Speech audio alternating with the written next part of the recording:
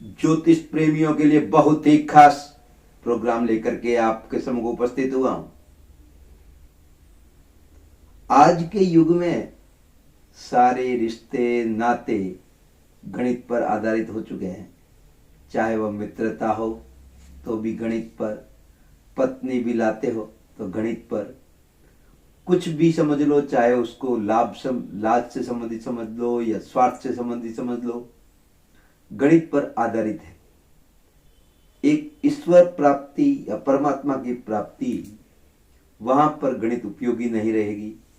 वहां गणित लगाओगे चूके, वहां पर तो प्रतीक्षा, विश्वास, श्रद्धा, श्रम की आवश्यकता होती है।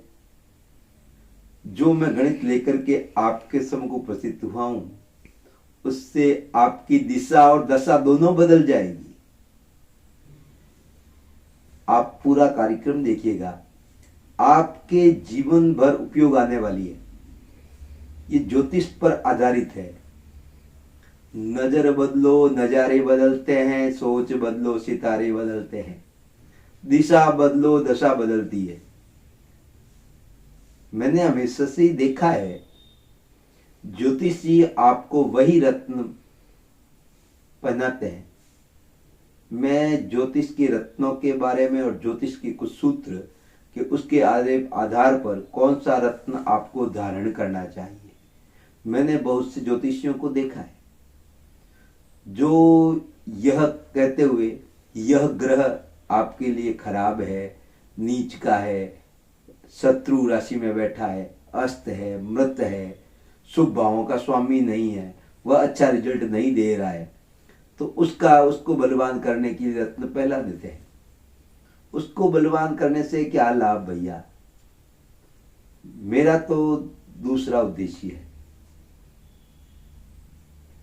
कौन सा रत्न कौन से भाव का स्वामी है, यह पढ़ने के लिए बताऊंगा मैं आपको, और एक विशेष गुरु मंत्र भी दूंगा जो वीडियो के अंत में लास्ट समय पर होगा। आप देखिएगा अवश्य। जो हमारे जन्म कुंडली में सबसे अच्छा ग्रह है, जो अच्छे भावों का स्वामी है, अच्छे स्थान पे है, सोगरी वगैरह है, जो अच्छा परिणाम हमको दे रहा है, उसको और बलवान बनाइए। तो जो अच्छा है वह तो आपको और लाभ करवाएगा। जो अच्छे भाव का स्वामी नहीं, उसका पहनने से क्या भाव लाभ? और भाग्य को बदलने के लिए, भाग्य का सहयोग प्राप्त करने के लिए से कौन सा रत्न धारण करना चाहिए, संतान प्राप्ति या शिक्षा प्राप्ति के लिए कौन सा रत्न पहनना चाहिए, आपके विचार, आपका व्यक्तित्व, आपकी सोच, आपका स्वास्थ्य, इसके लिए कौन सा रत्न पहनना चाहिए, आपकी पत्रिका में यह तीनों कौन कौन से श्रेष्ठ हैं, इसके बारे में बताऊंगा मैं आपको। मेरे साथ बने रहना। आपकी रुचि है ज्योतिष में तो यह आपके लिए बहुत ही अच्छा प्रोग्राम रहने वाला है। अच्छा लगे तो शेयर भी करिएगा, मेरे लिए नहीं, आप स्वयं के लिए। जो आप देते हैं दूसरों को, वही तो लौटकर आपके पास आता है। तो मित्रों को, अपने रिश्तेदारों की ये अच्छी बात बताओगे तो वह आपको आशीर्वाद या आशीष देगा, तो आपके कार्य फलीभूत होंगे। अच्छा लग जाए तो पूरा देखना, वरना स्किप करके अंत में जो मैंने गुरु मंत्र दिया है वह तो अवश्य देखना, जीवन भर आपके लिए उपयोगी रहने वाला है। मैं ज्योतिष की ऐसी बातें बताऊंगा जो आपके मन को भा जाए। कुछ तो सामान्य सी बातें हैं और कुछ बहुत ही विशेष है। जो ज्योतिष प्रेमी है उनके लिए तो बहुत ही अच्छी बात है। हो सकता है दूसरे जिनको ज्योतिष की जानकारी नहीं है उनको थोड़ा सी मेरी बात समझ में।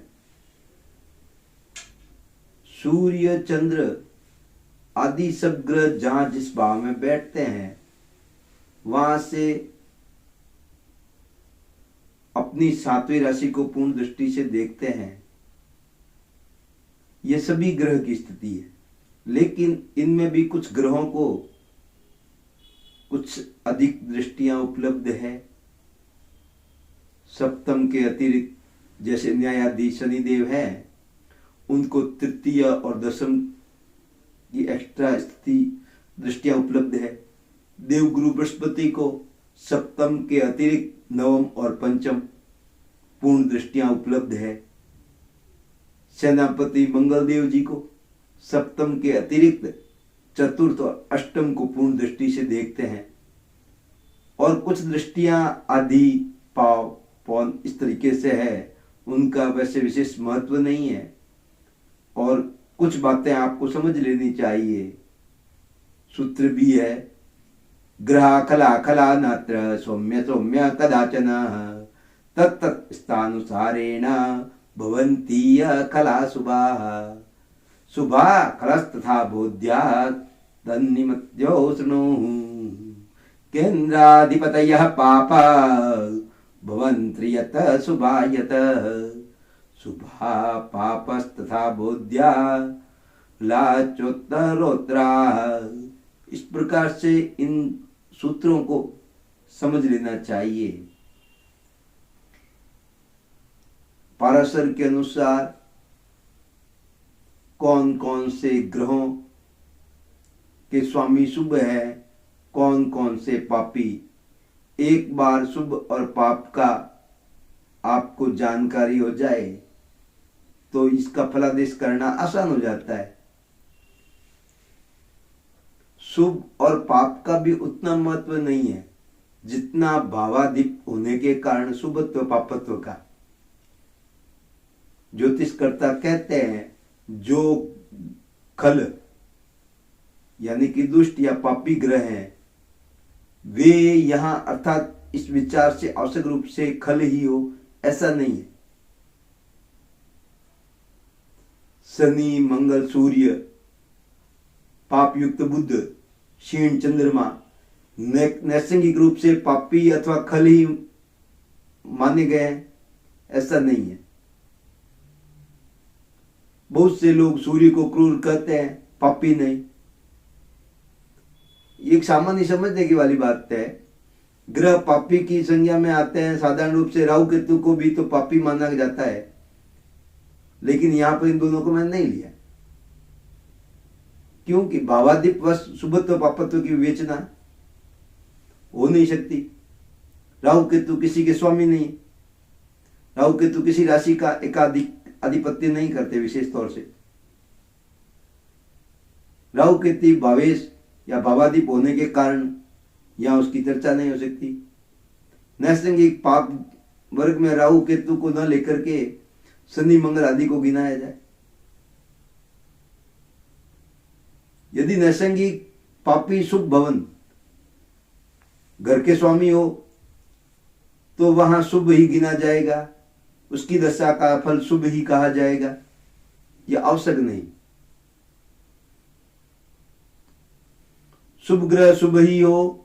शुभ ग्रह शुक्ल पक्ष की पंचमी से कृष्ण पक्ष की पंचमी तक का चंद्र होता है। कुछ लोग अष्टमी से अष्टमी गिन लेते हैं, लेकिन जो पूर्ण अपनी ताकत में होते हैं, अवस्था में होते हैं,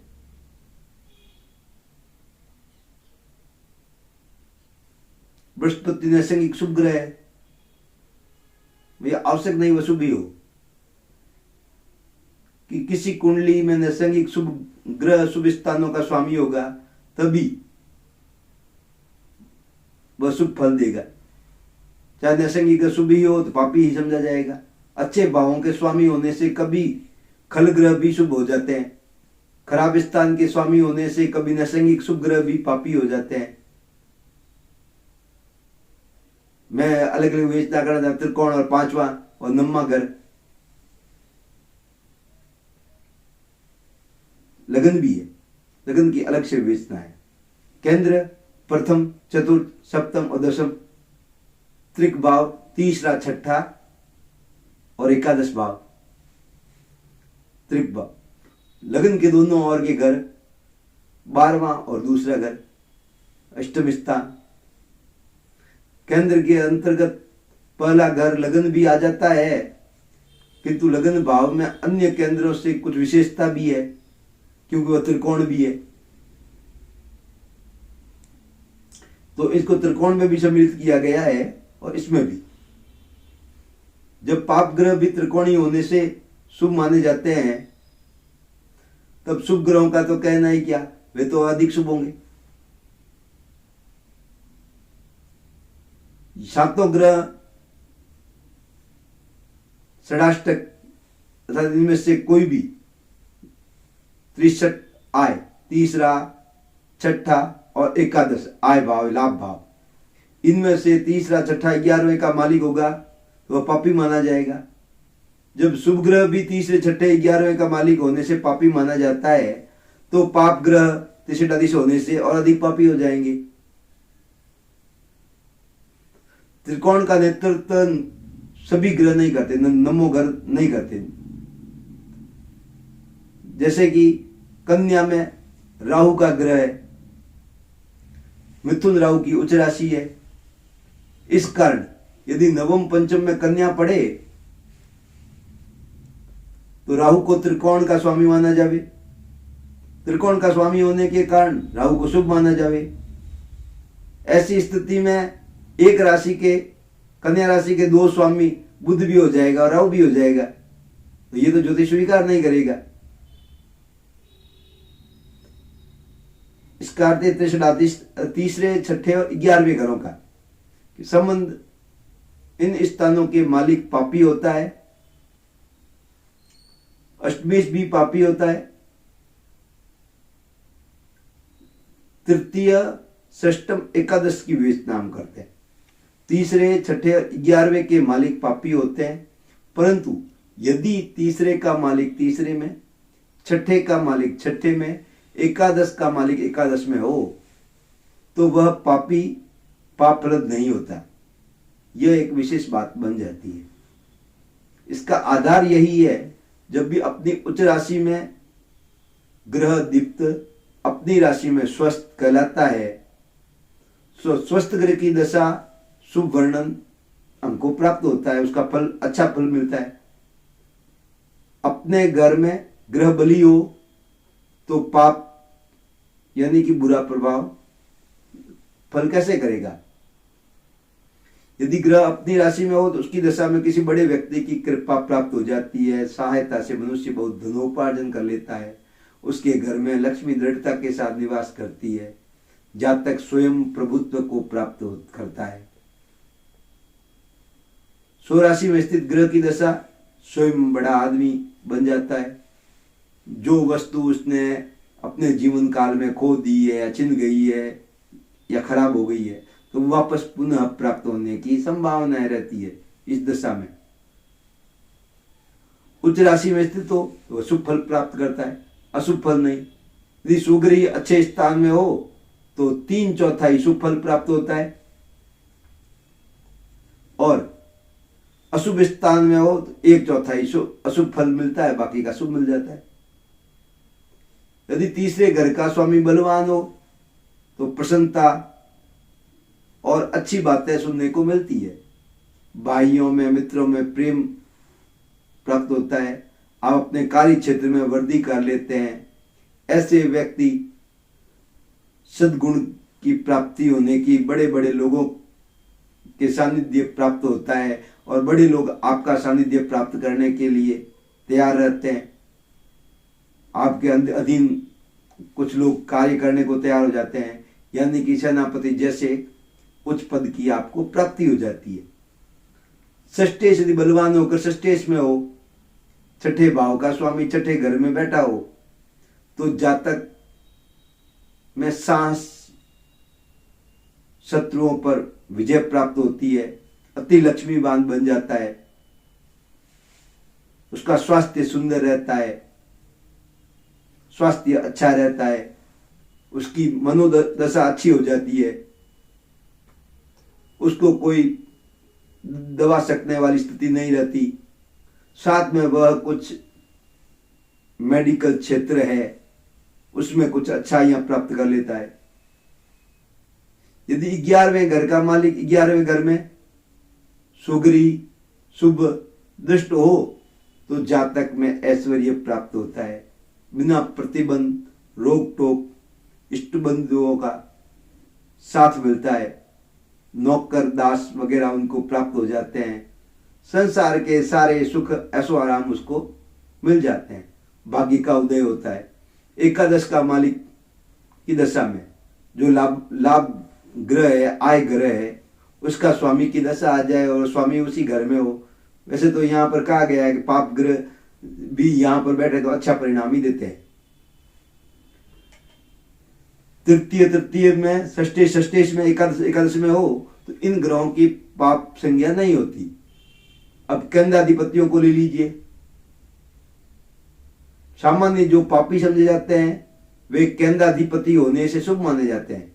जो सामान्य शुभ होते हैं अर्थात नैसर्गिक शुभ, वह केंद्राधिपति होने से पाप हो जाते हैं। लग्न की उपेक्षा चतुर्थेश बली है, चतुर्थेश की अपेक्षा सप्तमेश अधिक बली है, सप्तमेश से अधिक बली दशमेश होता है। इसी प्रकार त्रिकोणों में ले लो, पंचमेश से अधिक नवमेश, नवमेश से अधिक बली होता है। त्रिछठा आय, तीसरा छठा और आय उत्तरोत्तर आपस में एक दूसरे से अधिक बली हो जाते हैं। तृतीय से अधिक बली षष्टेश, षष्टेश से अधिक बली एकादशेश। अब मैं एक सामान्य उदाहरण सा बताऊं, जैसे मंगल यदि दशम का स्वामी हो, साथ ही अब जो रत्न पहनाने की बात आएगी उस पर जो दशम का स्वामी है मंगल, साथ ही साथ वह पंचम का भी स्वामी हो तो शुभ होता है। केवल दशमेश होने से शुभ नहीं होता। दशम में मंगल की राशि केवल कर्क लगन या कुंभ वाली कुंडलियों में ही हो सकती है। कर्क लगन वाली कुंडली में मंगल दशम और पंचम का स्वामी हो जाएगा, इसलिए शुभ है। पंचम त्रिकोण है और दशम केंद्र है, इन दोनों के शुभ ग्रहों का मालिक। किंतु कुंभ लगन वाली कुंडली में मंगल दशम और तृतीय स्वामी हो जाएगा, तो तृतीय के स्वामी की दशा अच्छी नहीं मानी जाती, उसका रिजल्ट अच्छा नहीं मिलता उनके स्वामी की। अर्थात केंद्राधिपति होने के साथ साथ त्रिकोणाधिपति नहीं होता, इस कारण से वह पापी हो गया। सौम्य ग्रह चंद्र बुध शुक्र आदि यदि लग्न चतुर्थ सप्तम दशम के स्वामी हो तो शुभ नहीं होते। अर्थात शुभ ग्रह भी केंद्र के अधिपति होने के कारण शुभ फल प्रदान नहीं करते। क्रूर ग्रह या नैसर्गिक ग्रह सूर्य मंगल शनि यदि केंद्राधिपति हो तो अशुभ फल प्रदान नहीं करते, शुभ फल ही प्रदान करते हैं। त्रिकोणाधिपतियों की उपेक्षा 63 आय के स्वामी अपेक्षाकृत केंद्र से प्रबल हैं। मतलब कहने का मेरा भाव यही है कि तीसरे का मालिक तीसरे में, षष्ठे का मालिक छठे में, एकादश का मालिक एकादश में हो, पापी नहीं होते हुए भी सामान्य सा यह बात लागू होती है, उनका रिजल्ट अच्छा मिलता है। अब मैं आपको कौन कौन से रत्न पहनने चाहिए, आपके लगन के लिए कौन सा अच्छा है, जो आपके विचार सोच व्यक्तित्व के लिए, आप शिक्षा ज्ञान के लिए कौन सा अच्छा है और भाग्य के लिए कौन कौन सा अच्छा है, और इसके बारे में मैंने लॉकेट भी बना करके तैयार किया है। कन्या राशि या कन्या लगन वालों के लिए कौन कौन से रत्न श्रेष्ठ, भाग्य के लिए कौन सा, संतान के लिए कौन सा, आपके लगन के लिए कौन सा और कौन सा लाभदायक रहता है, इसके बारे में मैं बताऊं आपको। सूर्य कन्या लगन में द्वादशेश होना, बलवान होने पर तो अपनी दशा में शुभ ग्रहों से दष्ट हो तो दशा में श्रेष्ठ फल, धन राज्य सरकार से लाभ, स्वास्थ्य पराक्रम बढ़ाने वाला। निर्बल होने पर आंखों में कुछ कष्ट, पैसों का अपव्यय खर्च करवाने वाला होता है। मैं इस रत्न की इच्छा नहीं रखूंगा आपको। कन्या लगन में चंद्रमा लाभेश होने के साथ ही बलवान होने पर लाभदायक होता है, स्वास्थ्य में हानि देता है। अब मैं आपको सलाह देना चाहूँगा देव बुध देव के बारे में। बुध देव आपके लगन और 10th हाउस के स्वामी, व्यापार पिता कर्म भाव के स्वामी और आपके लगन विचारों का, आत्मविश्वास का, स्वास्थ्य का मालिक। हालांकि नैसर्गिक सुखता नष्ट, पर लग्नेश और केंद्र का स्वामी होने से अत्यंत लाभदायक हो जाता है।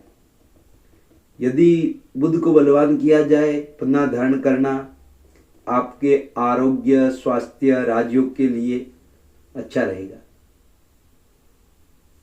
अब दूसरे रत्न की मैं सलाह दूंगा आपको। कन्या लग्न वालों के लिए शुक्राचार्य, शुक्रदेव आपके धन भाव और भाग्य के मालिक, परिवार, वाणी के मालिक और भाग्य के धर्म के मालिक। शुक्र द्वितीय होने से द्वितीय भाव का फल न देकर के अपनी दूसरी राशि भाग्य स्थान में है, उसका फल देते हैं। तो शुक्र की दशा में आपको धन, धान्य, समृद्धि, भाग्य, विलासिता देगा, साथ में धर्म की वृद्धि करेगा, धार्मिक यात्राएं भी करवाएगा। कुल मिलाकर शुक्र आपके लिए अच्छा है। इसका रत्न, ओपल या हीरा धारण करना बहुत ही शुभकारी रहेगा। इसके साथ में, शुक्र के साथ में इसका मित्र जो आपके शिक्षा और ज्ञान का मालिक, संतान का मालिक शनिदेव, पंचम और छठे भाव का मालिक शनि धारण करने की सलाह नीलम की मैं जब दूंगा, जब आप पत्रिका अपने ज्योतिष से कंसल्ट करवा लें, उसके बाद में ही नीलम धारण करना चाहिए। और नीलम धारण करने से पहले आपको एक बार ट्राई कर लेना चाहिए, उसके बाद में यह धारण करना चाहिए। गुरु मंत्र की बात कही थी मैंने, जो आपके लिए जीवन में बड़ी उपयोगी रहेगी। एक बात लगती आपको है लेकिन हृदय में उतर जाने वाली है। जब आप कोई बड़ा कार्य करते हैं तो आपके मन में यह जरूर ख्याल आता है, मैं किसी से सलाह ले लूं।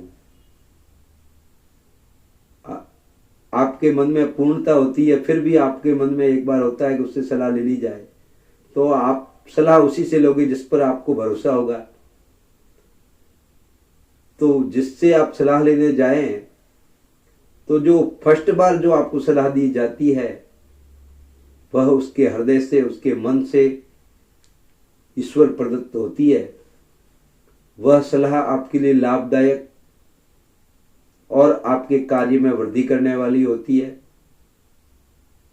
फिर दूसरे दिन फिर आप सलाह लेने जाते हैं तो फिर उस सलाह में कुछ मिश्रण सा हो जाता है, चाहे वह कोई गणित हो, चाहे स्वार्थ की गणित हो या अन्य कोई विचारधारा है उसमें सम्मिलित हो जाती है, वह इतनी कारगर नहीं होती। इसलिए किसी से सलाह लेने जाए तो वो फर्स्ट बार सलाह दे, उसका ध्यान से सुन करके उसके ऊपर विचार करना चाहिए और वह अपना लेनी चाहिए। वह आपके लिए लाभदायक रहती है। मैं अब आपसे अनुमति देना चाहूँगा, आप स्वस्थ रहें, मस्त रहें और इस रत्नों के बारे में या अन्य कोई पूजन सामग्री या भूमि पूजन वगैरह उसके बारे में प्रमाणिकता के साथ आपको उपलब्ध करवाई जाएगी। आप मंगाना चाहते हैं तो हमारे नीचे दिए हुए नंबरों पर कार्यालय में संपर्क कर सकते हैं और ज्योतिष के बारे में, आपकी अन्य कोई समस्याओं के बारे में चर्चा करना चाहते हैं तो नीचे दिए गए नंबरों पर आप संपर्क कर सकते हैं। अब मैं आपसे अनुमति देना चाहूँगा, स्वस्थ रहें, मस्त रहें, आशीर्वाद।